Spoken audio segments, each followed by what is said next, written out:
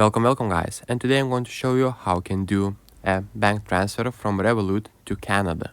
So what you'll need to do is basically open up your app, then go to the payments. If you don't see this panel, what you'll need to do is basically scroll up or down and you will see this tab shows up.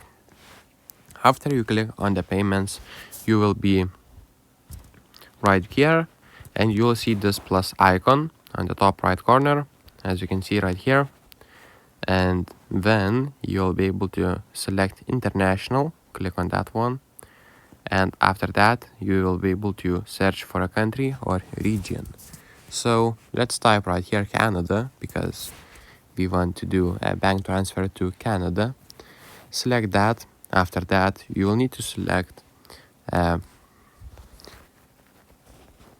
Canada, and after Canada you will need to put some info, and after that select the amount that you want to send, and that's pretty much it.